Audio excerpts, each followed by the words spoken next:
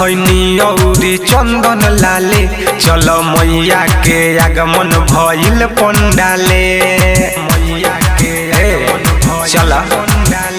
फूल छत धैनी औरी चंदन लाले चल मैया के आगमन भइल पंडाले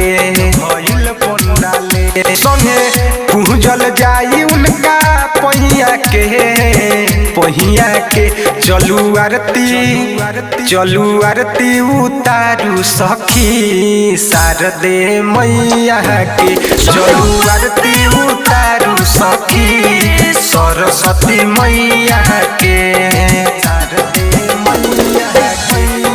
के चलू आरती उतारू सखी मिसाइल रिकॉर्डिंग स्टूडियो मैया के शारदे मैया के चलू आरती उतारू सखी। इनकर महिमा महान मिले इनके से ज्ञान जाने दुनिया जहान केहू अर्जी लगावे केहू पौआ पाखारे केहू करे गुणगान इनकर महिमा महान मिले इनके से ज्ञान जाने दुनिया जहान केहू अर्जी लगावे केहू पौआ पाखारे केहू करे गुणगान होला न अकेले पूजा होला सारा गैया के चलू आरती उतारू सखी शारदे मैया के चलू आरती उतारू सखी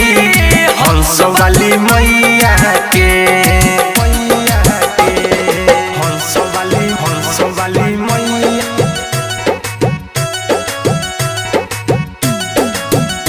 चलू आरती उतारू सखी सरस्वती मैया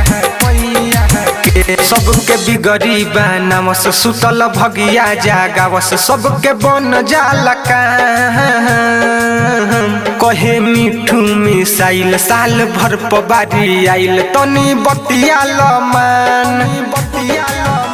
सबके बिगड़ी बनावस सुतल भगिया जागावस सबके बन जाला काम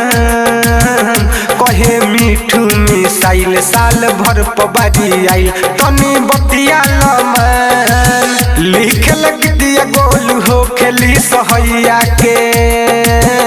चलू आरती उतारू सखी शारदे मैया के आऊ आरती उतारू सखी वीरा वाली मैया के।